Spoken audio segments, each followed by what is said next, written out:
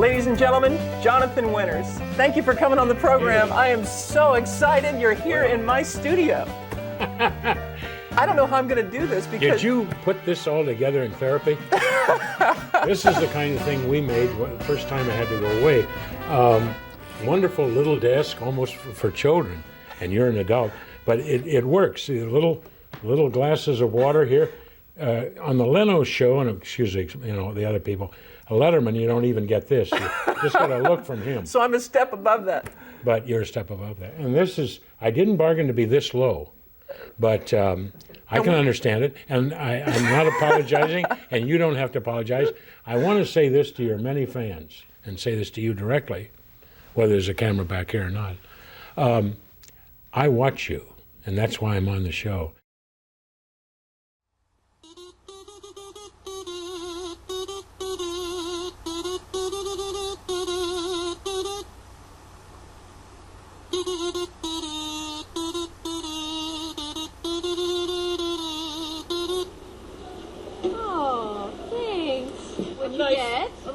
Nice husband. Yes, you are. What'd you get? I don't know, some cafe latte bullshit. Oh. Cafe latte, what's that? It's coffee and milk, Larry. Coffee and milk! Coffee and milk! Who would have thought? Of course, you can't charge $4 for coffee and milk. You have to come up with something else than that. Cafe latte. Well, it's really good coffee and milk. It's a really good scam is what it is, Cheryl. Pretty good scam. You know, we gotta get into the beverage racket, Cheryl, we do. You think so? Hey, but you know what, I'm tired of the caffeine. Let's do something like fresh lemonade. Lemonade? Yeah. All right, I could do lemonade, but we can't charge $4 for a small lemonade, all right? That's a good point. You gotta call it, Aqua Limon! Aqua Limon! You know what? I actually like the sound of that. You like it? Sounds good, doesn't it? I do. Sounds That's refreshing. not bad. Sounds Excuse me, sir.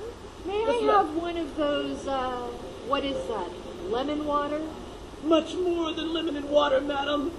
You're buying a state of mind. You're buying an image. That'll be $4.95. Not bad.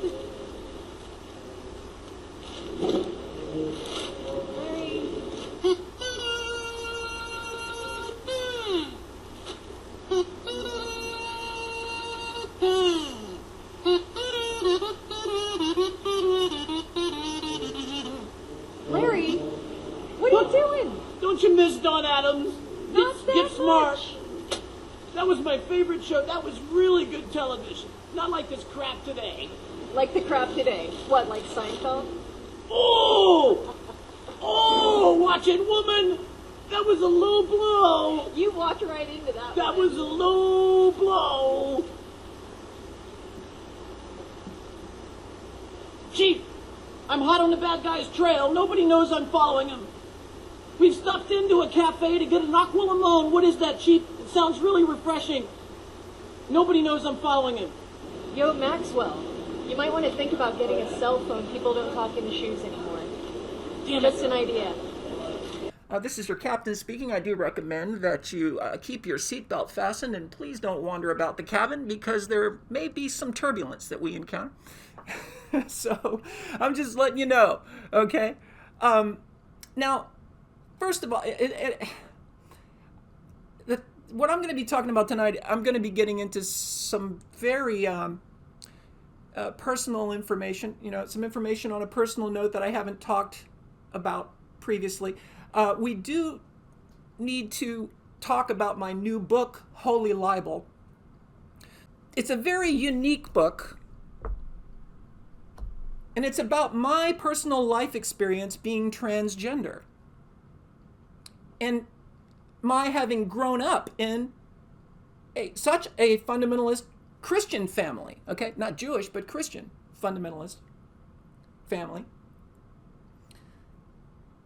And my book is all about my personal life experience having been the victim of such bigoted, weaponized faith and beliefs about God, fraudulently in the name of God, from family and friends and employers rejecting me based predominantly, not just somewhat, okay, based predominantly on such false, sick beliefs derived from the Bible.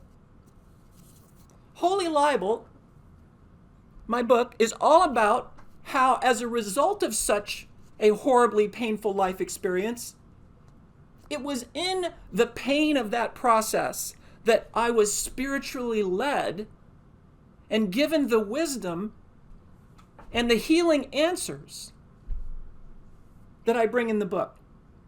It's all about how I was led to that healing wisdom entirely due to my having been the victim of such bigoted lies falsely in the name of God. My book is also largely about my having cut my teeth on the Bible, learning it backward and forward since I was knee-high to a grasshopper.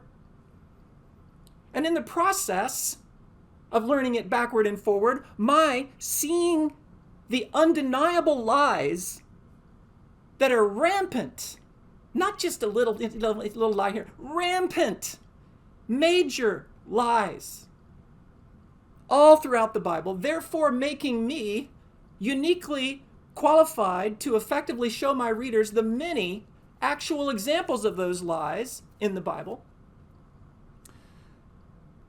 making me uniquely qualified to effectively present that evidence using their own King James Bible. Because that's what I do. I quote it all throughout Holy Libel, okay? Instead of Holy Bible, Holy Libel.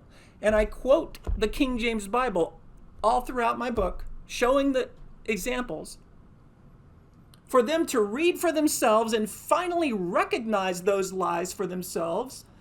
And of course, in that process, my book lovingly, okay, I just want to make this clear, lovingly shows them the spiritual truth and true healing answers that humanity needs to replace those lies of control. I'm going to give you the next comedian. She's here all the way from Sacramento, runs her own show up on Sacramento TV. Give it up for Connie Bryan!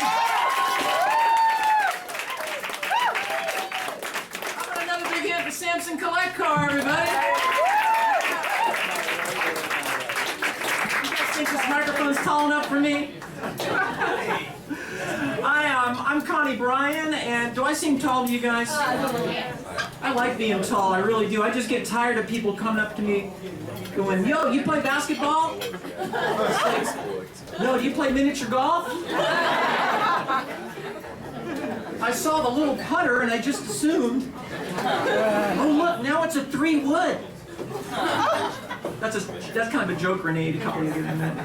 I have to chew, I'm so tall, I have to chew a lot of gum when I date. It's not so much for me and my breath, but it's for the guys in case they try to climb up and try to kiss me. It keeps their ears from popping.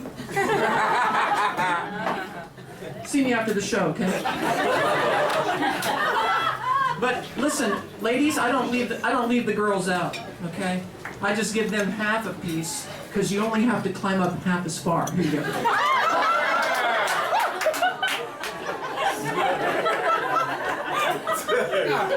But I do. I really like being tall. I do. I just get a little tired of the people coming up to me on the street also going, yo, Weird Al Yankovic, we love your music. It's not that funny. Speaking of which, I'd like to start off with my newest. Would you guys like to hear my newest parody? All right. This is my newest Lady Gaga parody of her big smash hit, Bad Romance. This is my version, Trump and Putin Bromance. I want your ugly orange disease. I want that hairpiece, rub it on me. Oh, caught in a Trump and a Putin bromance. And now the Republicans are shitting their pants. You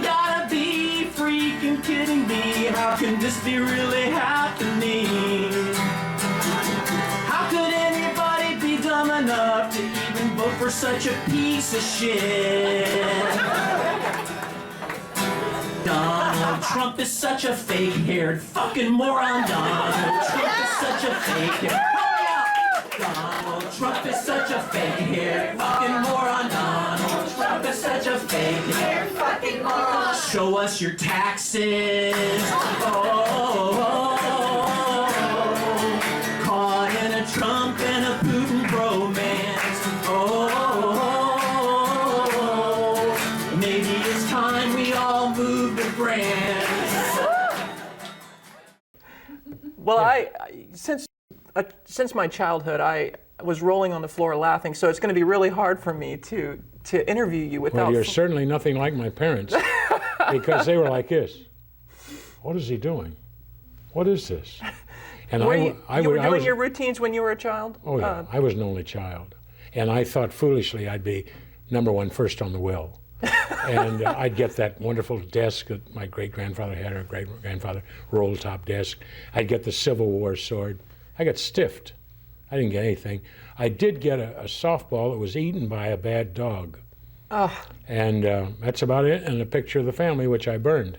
Now, I'd like to start off by asking you how you actually got into show business. Show business? Well... It was in radio, right? Yes, radio. I'm one of these guys, actors, comedians, what have you, with many of those people that you've interviewed or know about will say, I wanted to be an actor ever since I was about 4 years old. I didn't know where I was at 4. Exactly. Let alone what I wanted to be. I knew that the diapers had to be changed. Exactly. Things like that. I was wearing socks that were pink, and I was a boy. But at any rate, You're still wearing pink. Oh, I'm wearing red socks, Scorpio.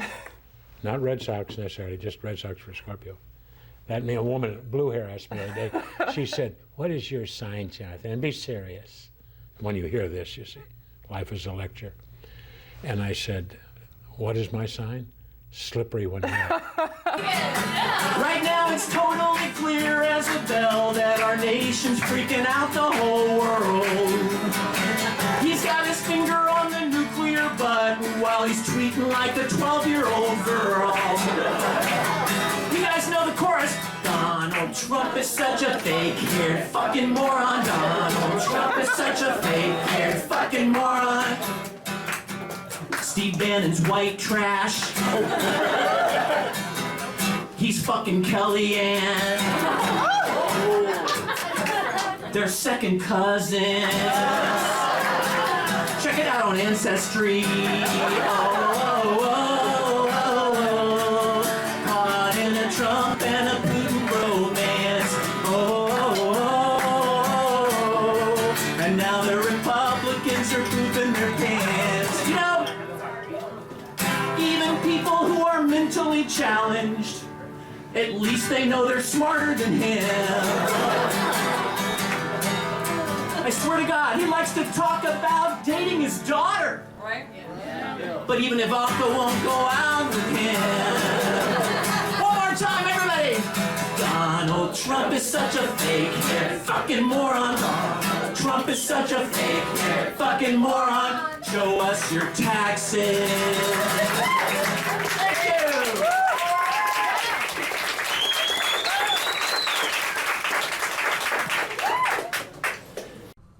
I need to deal with the recent interview Elon Musk gave to Jordan Peterson, in which Elon engaged in some of the sickest form of hate speech that there is, doing so against none other than his own son. You heard me right. To be more accurate, his own daughter, as she reportedly has gender identity disorder, also known as gender dysphoria, and she has adamantly expressed her desire to begin undergoing the process of transitioning from male to female. Now, as some of my viewers know, while I myself have been through sex reassignment and changed my gender back in 1995, I don't make that the centerpiece of my show. I do talk about it fairly intimately in my book, Holy Libel, which is all about my showing my evangelical Christian conservative mother all of the lies and bigotry in the Bible, and how those lies are at the root of all of those who are actively seeking to denigrate those of us who had the courage to do what we needed to do to heal ourselves, to heal our handicap, and be who we really are. In the interview with Jordan Peterson, Elon Musk engages, as I said, in the sickest form of this kind of bigoted hatred as he publicly declares, are you ready for this? Elon publicly declares on Jordan Peterson's podcast, declares his son dead to him.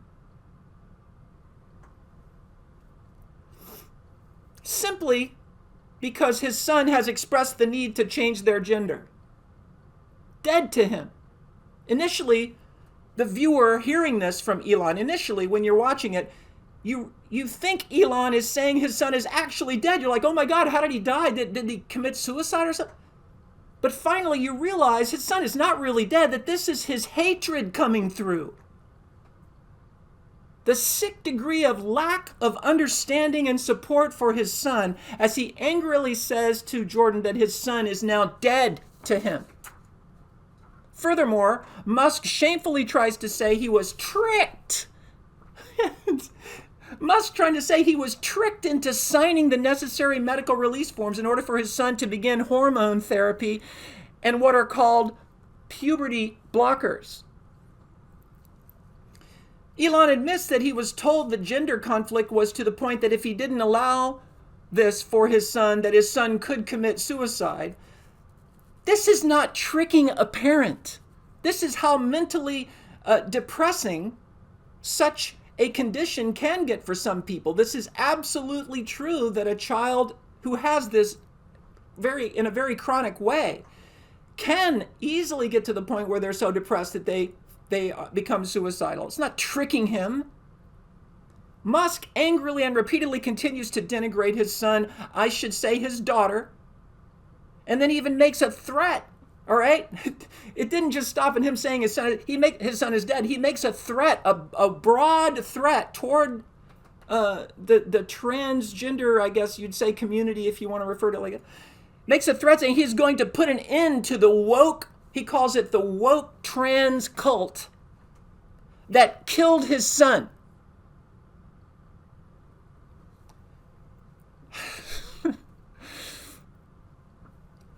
You know, his daughter, should be able to deal with such a personal, delicate matter, don't you think? In the complete privacy of their personal life, don't you think? Don't you think that they should be able to deal with this in the personal privacy of their own life and not have their high-profile father elevating into an effing worldwide spectacle, on his MAGA right-wing radical talk show appearances, for God's sake? At a minimum, that should be the case. That he wouldn't make this embarrass his son with this personal information coming out on a worldwide platform like that. Oh, and Elon, let me talk specifically to you, Elon. I've lost track now of the numbers. How many kids do you have with how many women? And after all of your kids have seen this shameful display you made of yourself like a complete dick, like a complete bigoted, ignorant dickhead, over something this personal in the life of I'm going to say your daughter, all right? I can only imagine how many Twitter messages and personal texts all of your kids are sending you, telling you to shut the fuck up.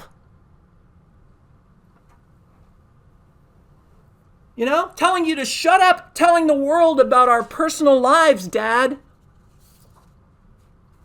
Now, I want my viewers to understand, when you hear me use the terms bigotry and hate, I do not ever use them lightly. when I use them on the show and in my book, they are dead on and accurately applied. Here toward Elon Musk and Jordan Peterson, who was supporting the hate speak coming from him. And in my book, applied toward my own mother. And others who engaged in the same display of hate and bigotry toward people who are transgender and so many other diverse situations, diversities.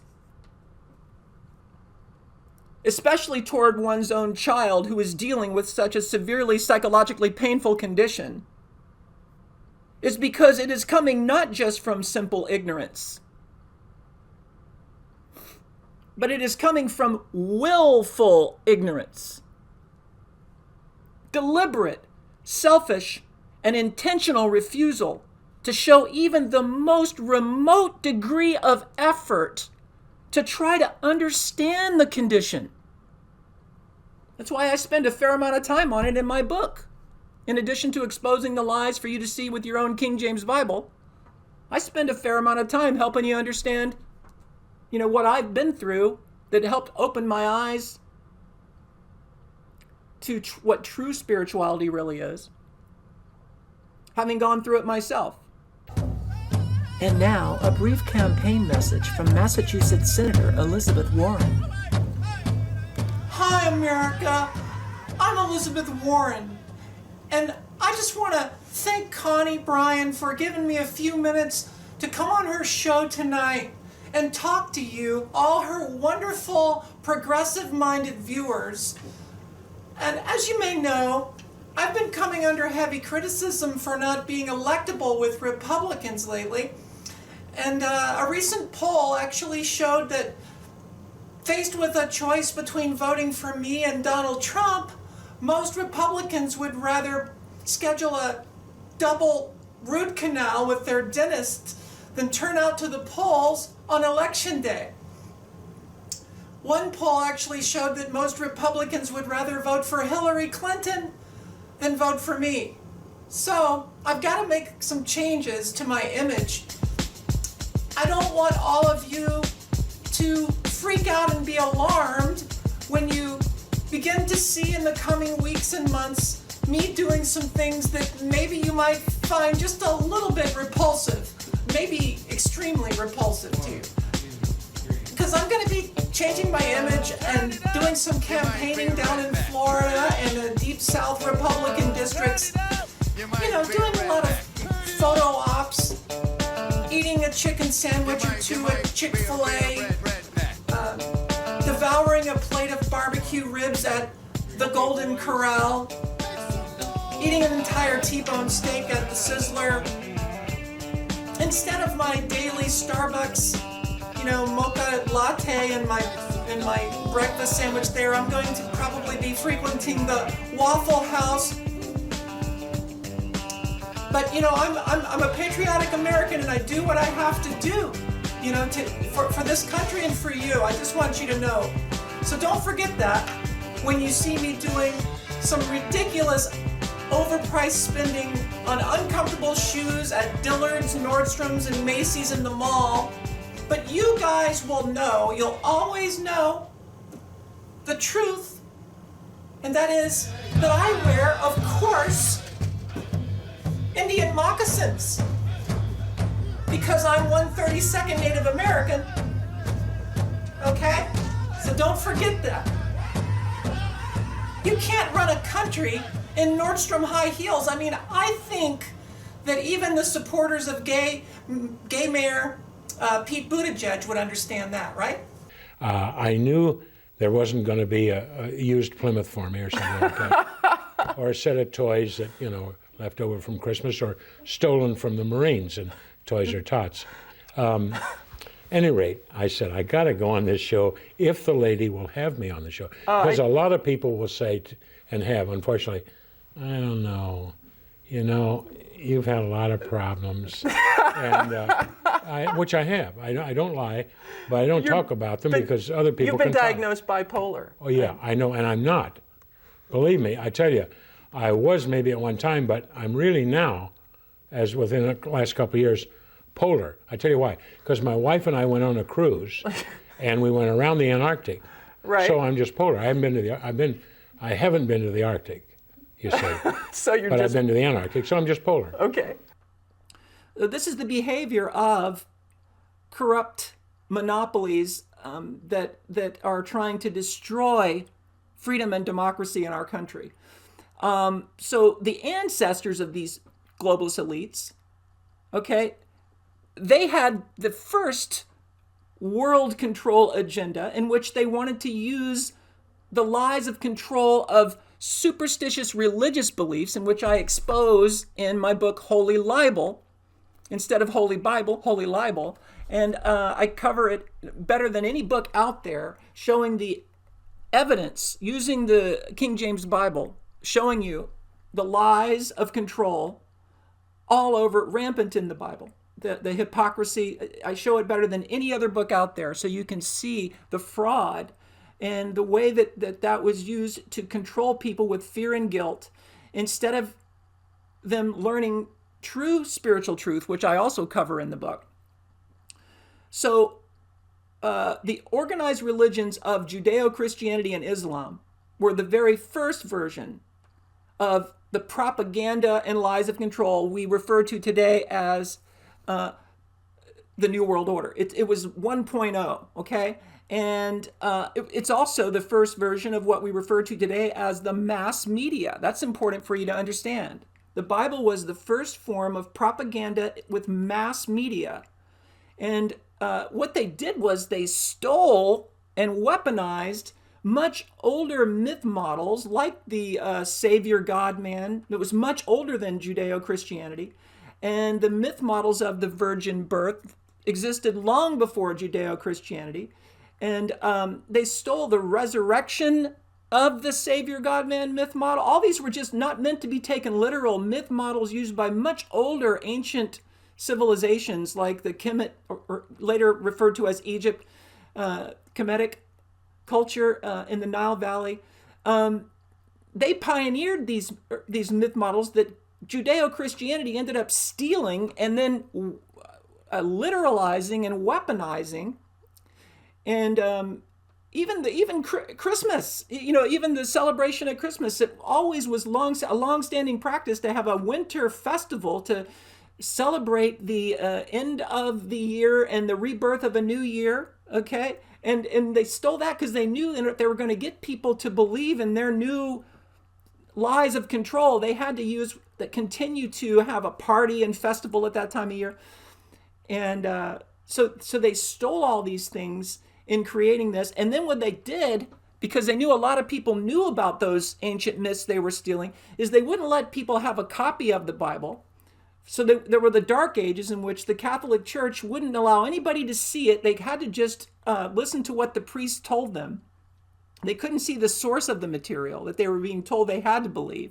So for like 1,000 years of the Dark Ages, people weren't even allowed to have a copy. Then finally, okay, after the printing press was invented, the Bible was the first thing printed, and it was the first form of mass media propaganda, psyops, using fear and guilt. Now people could see it after enough time had gone by that everybody who knew about what they stole, who knew the old ancient knowledge of what they stole, were long dead, okay? And they had gotten this really instilled in the minds of people using fear and guilt. Now they were allowed to have copies of the Bible, the mass media, the first form of it.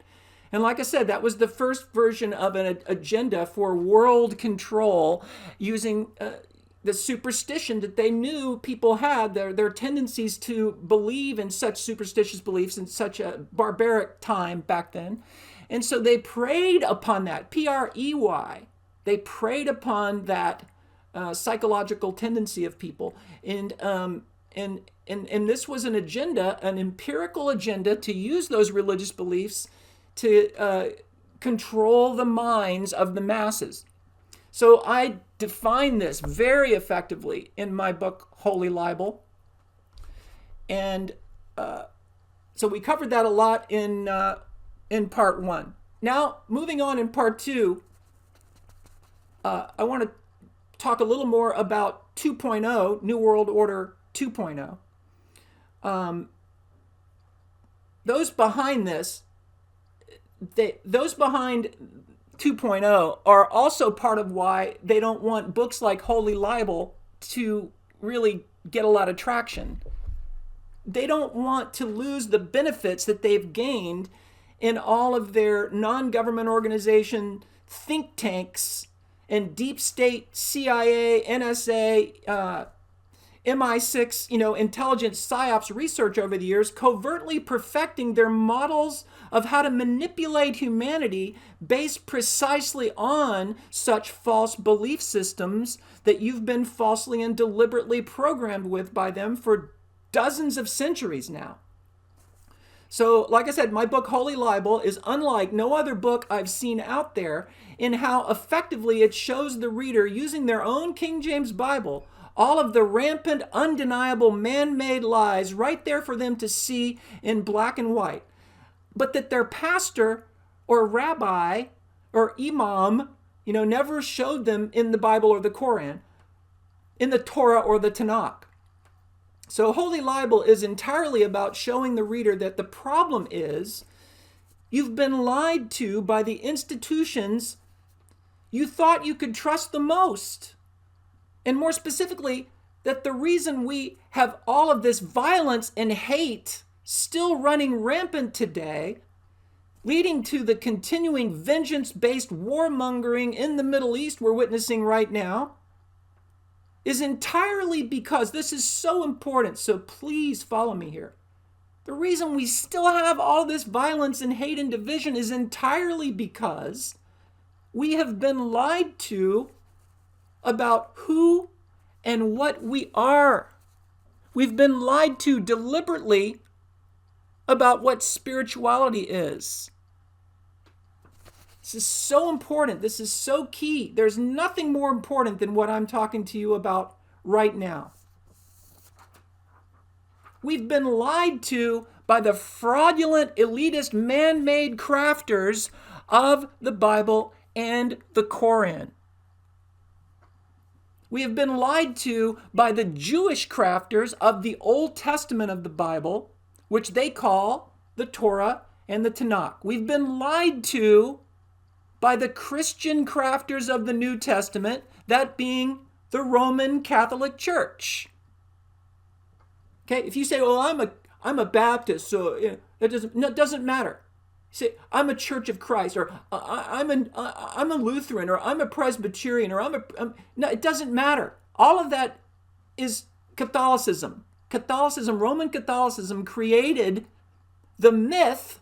They stole the myths and weaponized them, okay, and called it Christianity. They're not original, and this is what I talk about in Holy Libel. I show you the proof of how they're not original. Okay? They were plagiarized, counterfeited, never meant to be literal, and they took those popular myths, literalized them, weaponized them with their lies of control. We've been lied to, as I said, by the Arab Muslim crafters of the Koran. We've been lied to by all of them about the true nature of God and how that relates to who and what we are. If we understood who and what we are, listen to me, this is so important, like I said a minute ago, this is so key. If we understood who and what we are, we would never have thousands of thermonuclear warheads pointed at each other, ready to blow our shared home into oblivion. We've been deliberately lied to about our shared oneness by those who sought world domination and power using such fear-based superstition about God in order to divide and conquer. And they are still perfecting that divisive agenda to this very day. And like I said, that's why they don't want books like Holy Libel. Okay, they want to make it hard for people to find this. They're not actually banning it from the platform on Amazon, but they're actually just doing a shadow ban, like I talked about in part 1, it's like a ban because they're preventing me from promoting it. And if you can't promote your book as a new author, it's like tantamount to being banned. The only way for people to find you is if you promote it and advertise it.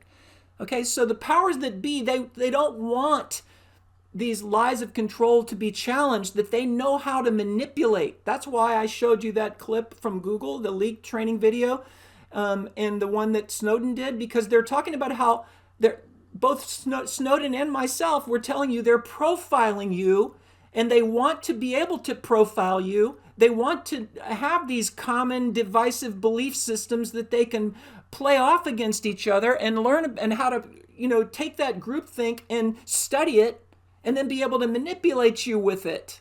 They don't want people to show you the truth so that you know that we're all one and how powerful you are as a sovereign individual, and that all those things are lies. They want to have that control ability to manipulate you with those lies. So they want to stop any kind of books, any kind of content that effectively challenges it. And that's the reason why, if you look on social media where I might have this show posted, you'll see hardly any numbers for viewers, because I'm being kept back with shadow banning programs like mine. So help me, if you would, please, and share this content if you find it on social media, and help me get around the shadow banning. Anytime you like it and share it and subscribe, it really does a lot to help me get around to overcome a lot of this effort to hold back the show. Because ever since I started showing my viewers the truth about the lies we were told of 9/11 back in, I think it was 2006, I was one of the earliest voices exposing the fact that we were lied to about the events of 9/11. As soon as that I started doing that and talking about subjects like that, immediately, not long after that, all my viewer count just took a nosedive, because they started blocking, making it hard for people to find my show in search. Ladies and gentlemen, Neil Young.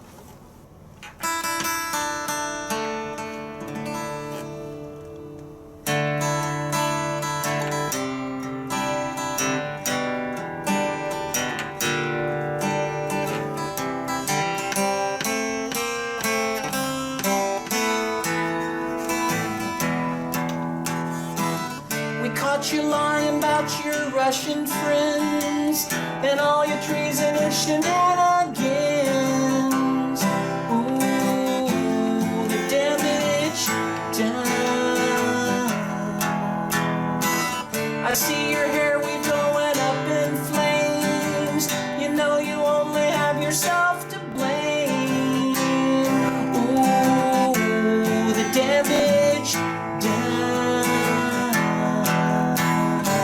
I've seen the Donald and the damage done, a little part of it in both of his sons, going down like the setting sun. You conned your way into the presidency, now everyone can see your dishonesty. Ooh, and Mueller almost done.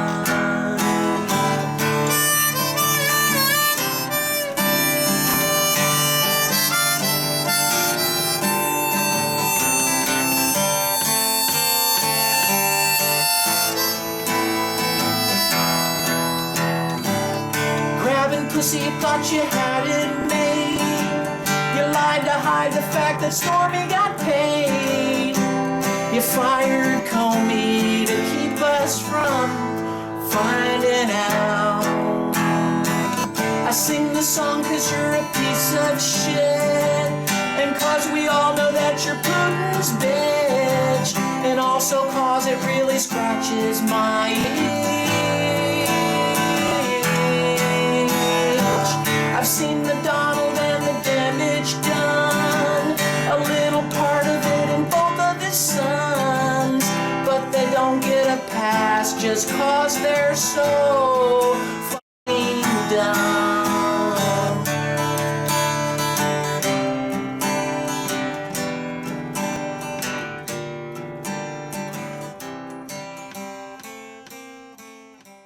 All right, to continue.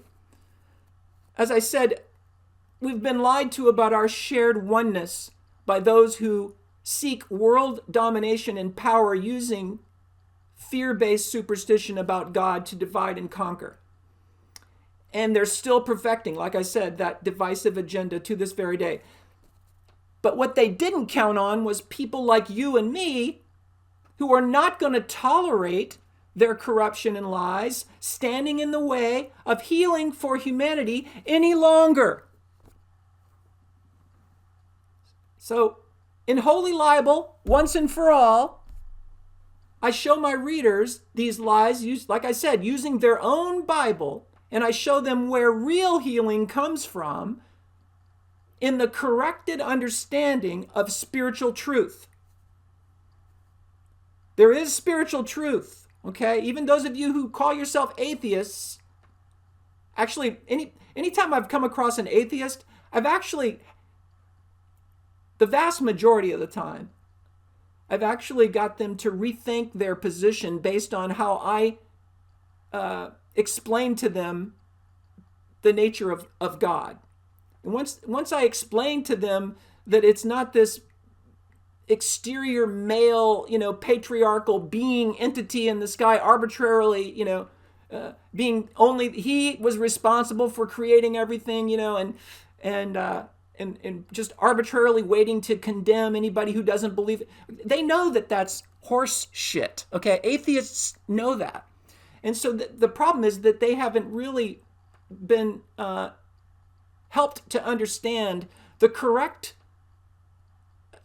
understanding of God, which is, as I've explained to many that I've talked to, I've shared with them and explained to them, it's our oneness with what God is. We're all the physical manifestation. We are the hands of God, and we're meant to save each other. Not one belief system, but all of us in all of our beautiful diversity are meant to save each other and to be the love of God, because we are what God is here in the physical. So to the extent that there is God, we are what it is. We are part of the Creator. We're not separate from it, that if we don't believe the right way, we're going to be condemned. And once I explain this to most atheists, they tell me, well, if you put it that way, I don't think I can disagree. Well, no, because your spirit in you resonates with that truth. And that's what I cover a lot in Holy Libel. When we finally learn this truth, instead of the lies that mega monopoly corporations, the New World Order 2.0, such as Amazon and Google, don't want corrected, when we finally learn this truth that I'm telling you about, then healing for humanity finally can begin. And we understand that as a part of what God is, all of us, we all have a holy obligation to take care of one another.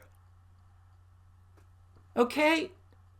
To love and help one another, to see ourselves in each other, and not to be like, we're the chosen ones. We're the only right way to believe, We have a holy mandate from God, to control the planet with our beliefs, and this land is ours because God said so, and we're superior because of our beliefs.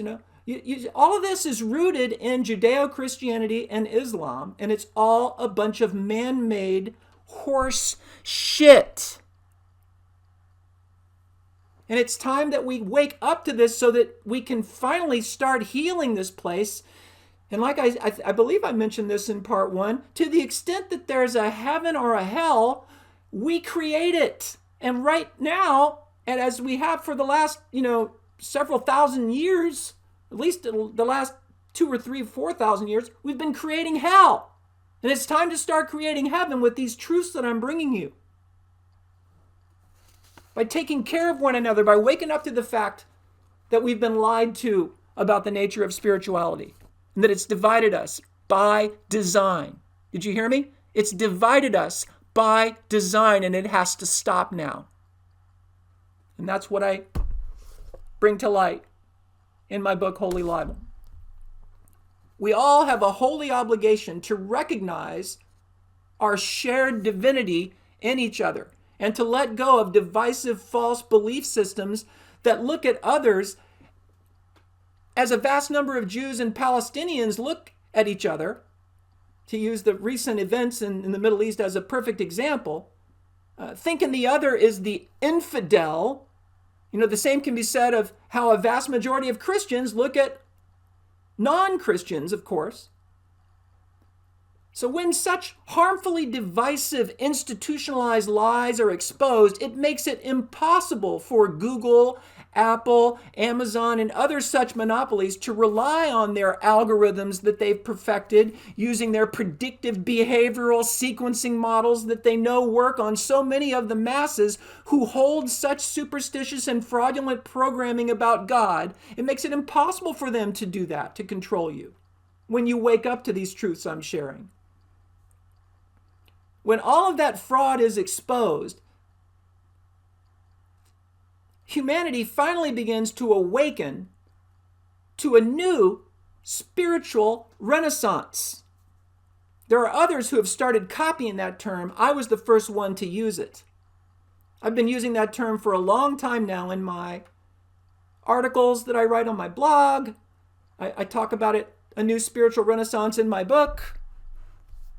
And some others have heard it. They've heard me refer to it on the show. They've started to use it and copy it. And they apply it wrongly to their Christian views. You're not going to have any spiritual renaissance with your Judeo-Christian views, okay? All of that is barbaric dogma that is nothing but lies. There's no spiritual renaissance coming from that. All right? That has to be exposed for the lies that they are, in order for us to have any kind of, as I refer to, a new spiritual renaissance. We're overdue for that. That spiritual renaissance comes when we finally reject those lies about God and we learn what God really is, that we're all collectively what God is, and that we take care of one another and we start being the healing of God we were each meant to be in our diversity. Not based on one religious belief. So that is when a new spiritual renaissance of healing can occur. It will destroy the ability of these corrupt international corporate monopolies and religious institutions they partner with, because they partner together.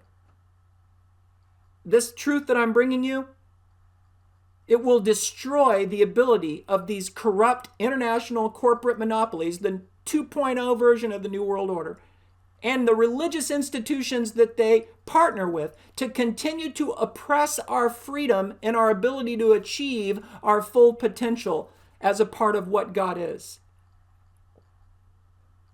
Our full potential is to, in closing, our full potential is to create unity, to create peace and heaven on earth, as we were meant to do, with all of us seeing one another as equal, holy parts of God. All of us, as I said, saving, to the extent that there's any salvation or saving, all of us saving one another, not by any one religious belief system, but by recognizing that all of us are the divine and the diverse hands of God. These are the hands of God. Look at your hands. Those are the hands of God. In all of our diversity. And when you wake up to that, it's not an ego trip. It's humbling. It's very humbling, because you realize your responsibility to treat others as you want to be treated, to see yourself in others and love them and not be thinking in divisive terms and that you're superior with your beliefs and that you're going to go to heaven and they're not, and all that horse shit that keeps people from awakening to our true nature, our true spiritual nature. Saving one another, not by any one religious system, but by recognizing all of us are the divine and the diverse hands of God here in the temporary physical realm of reality. Most people would agree you are the pioneer of improv. I wish I could be humble. I wrote a book on humility. It's still one page. But I'd like to think that, yeah. So you Anyway. started with your improv Yeah. on radio. I was in my 3rd year of art school. And my wife had graduated from Ohio State. She got her master's in art, so we met as artists. And our love of art, you know. My drawings were a little unusual. a lot of this. What is going on? What is that supposed to be? What is that supposed to be? And so I you s- started I- with I- art. And I started with art, and there was a wristwatch given away. This is Dayton, Ohio, where I was born, my wife and my son. And so my wife said while I was still in art school, they're giving, they're having an amateur show down at the Colonial Theater, which was a big theater in Dayton. And why don't you go down? They're giving away a wristwatch. Why don't you go down and try to win the wristwatch? So I was just cocky enough at that time. Here I am, 21 years old or 22. And I said, yeah, I'll go down there and try to get the watch. It won't be any Patty Philippe. Sure as hell won't be a Rolex, but I'll get it. Well, it was Mickey Mouse without the ears. But at any rate, And I you went won. down. I won. Anyway, it's time for me now to introduce my special guest on the show tonight. I can't tell you how excited I am. So without any further ado, I'd like to introduce to you the king of talk radio himself, Mr. Howard Stern. Wayne's World, Howard Stern, party on, excellent, woo, woo, woo, woo, woo. Good to be with you, Wayne, on the world-famous Wayne's World. Sorry to hear about Garth going full masked Nazi on you. I don't know what I'd do if Robin ever joined these masked Marxists. I will say there was always something just a little bit Marxist about those black-rimmed glasses, those standard commie issue glasses that Garth always wore, you know? Oh, and by the way, I understand you and Garth made a run for the president on the Wayne and Garth 2020 independent ticket, and I'm sure a lot of folks would like to know how you're feeling about that right now after some of the apparent election fraud that we saw. Well, Howard, you're touching on a sore subject there. Honestly, I will admit that's also part of the reason why Garth isn't with me on the show tonight.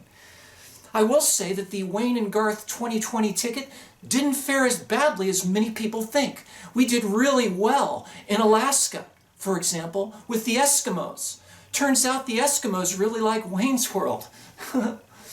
And also, I heard that Lorne Michaels voted for us, along with Tina Fey and Jimmy Fallon, and a couple of other of our friends from SNL. So that was cool. Oh, and of course, my wonderful, loving mother. Do you want some chocolate chip cookies, honey? Stop it, Mom. Don't be so embarrassing. I'm in the middle of a show with the king of talk radio, Howard Stern. Wow, your mom sounds really hot, Wayne. Is she hot? How about her cookies? Are her cookies hot too? Okay, well, thanks for that visual, Howard. Now I'm gonna have to hit the rewind button and try really hard to get that thought out of my head forever.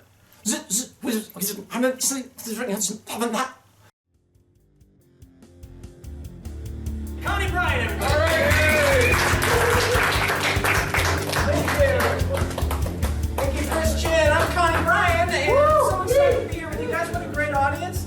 I'd like to start off tonight with one of my newest song parodies for you guys. I'd like to do my Katy Perry parody for you of her big hit, Roar.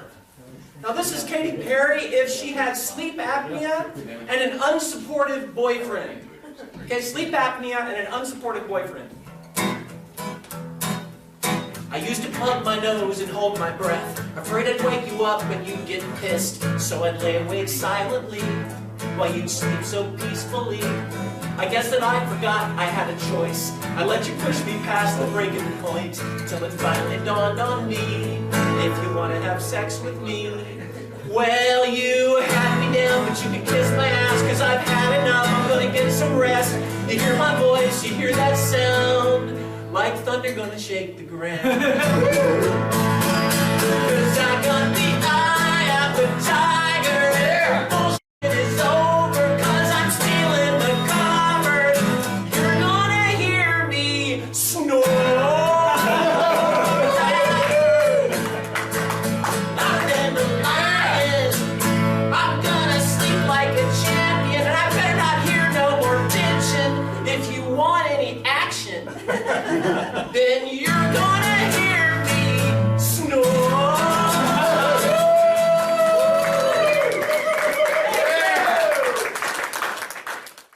Now listen to me closely. There is no trans cult agenda, okay? There's no trans cult agenda coming for your children to sterilize them. That's what they're trying to tell you on the evangelical conservative right now. That's the big mantra. Oh, they're coming to sterilize. They're going to come forcibly take away your kids if you don't support your child who's caught up in this woke trans cult. No, they are not coming to take your child away from you. Okay? The only time they would do that is in a rare circumstance where the child was being seen, let's say, by a professional psychiatrist or psychologist. It came out, Child Protective Services gets involved because there's some kind of abuse going on. The child reveals, maybe there's evidence of abuse because the child parents found out about it, and maybe they're being physically abusive, emotionally abusive, and the child is truly suicidal. In very rare cases like that, just like in any kind of parental abuse situation, they could take the child from the home, but they're not going to forcibly automatically give a child a sex change. That's nothing but a lie being perpetrated. That's propaganda, hate speak coming from the right.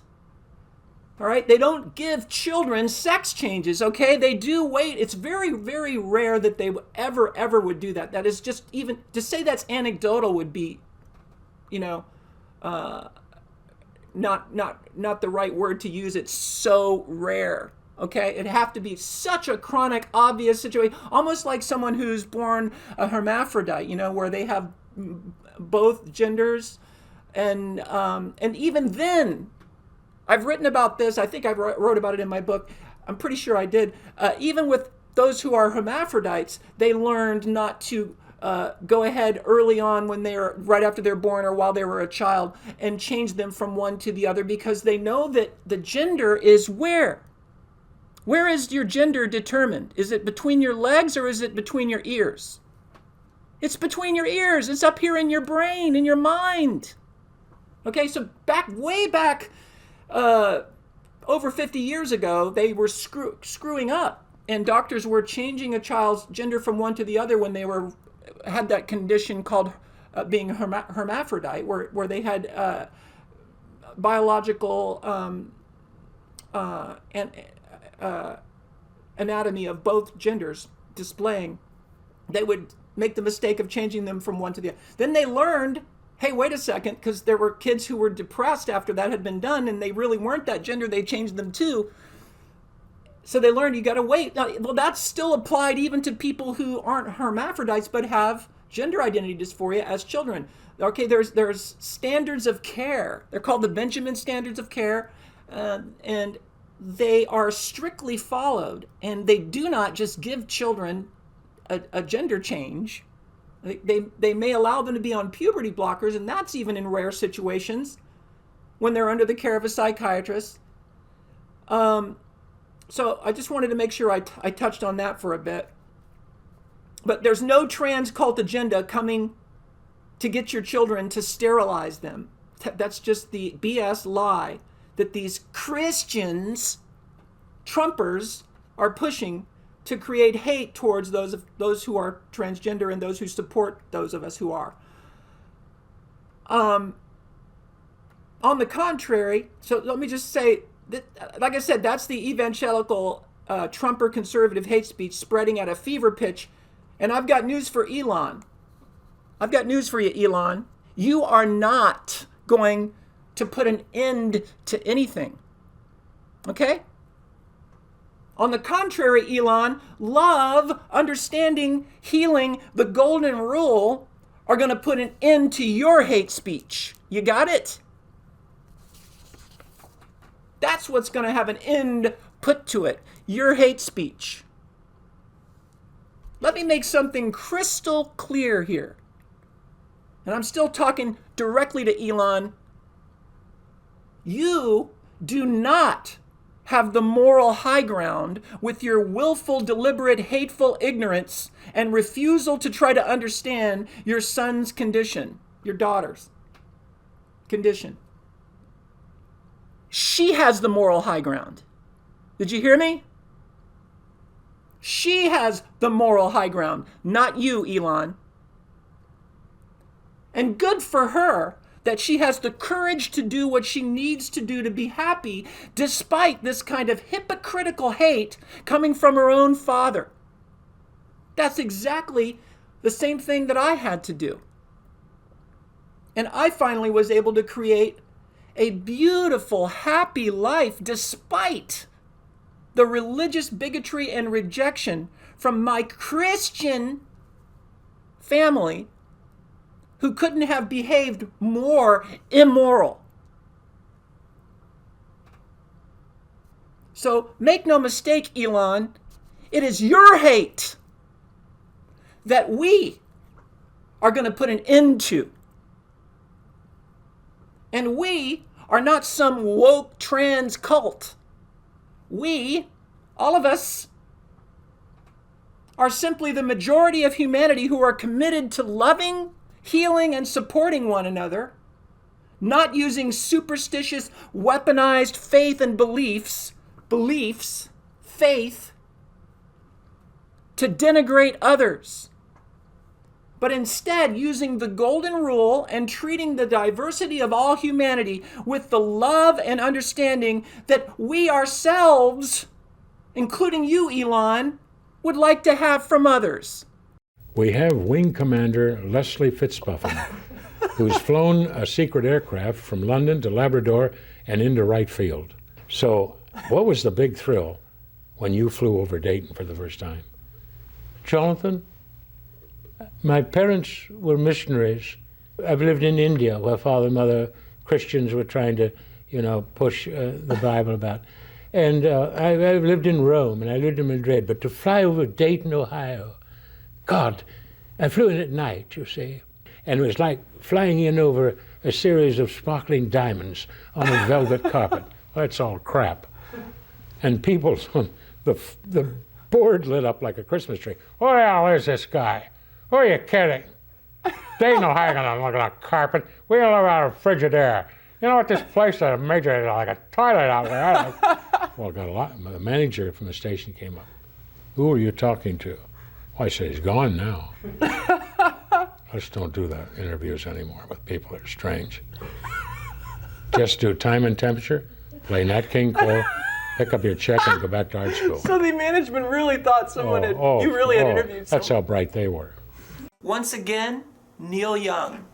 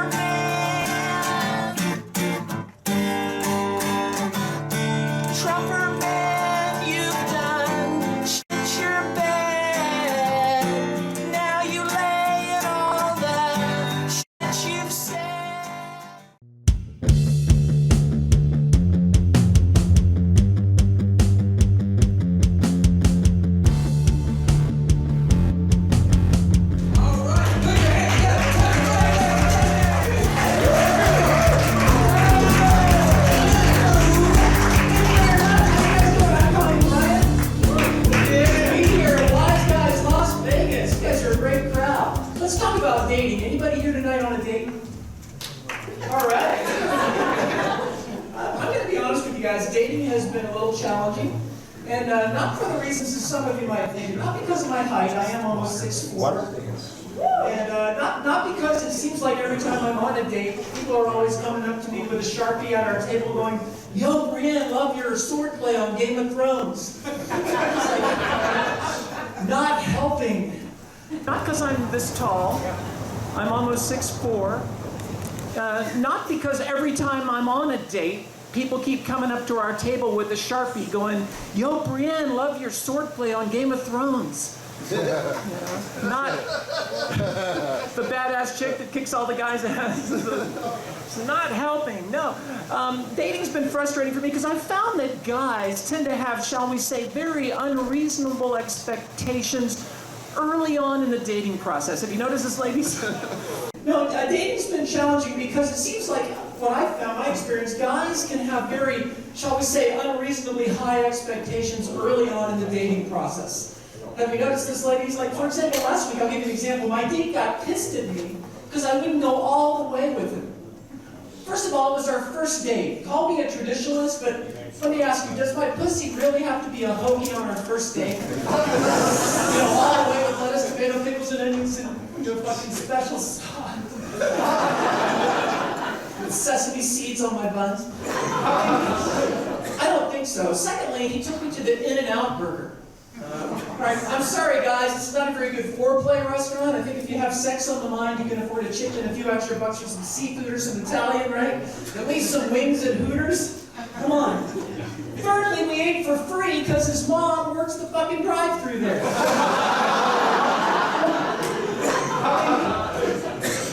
And what a silly expression anyway, going all the way, like it's some long trip somewhere. Did you go all the way with him? Well, no, we tried, but he kept having to pull over and ask for directions, and we never got there.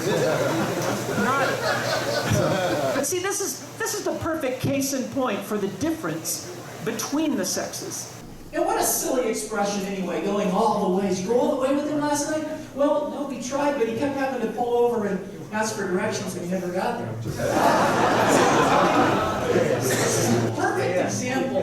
The perfect example for the difference between the sexes. We both understand the analogy of the long trip. That's not the problem. The problem is both sexes don't see the payoff at the destination.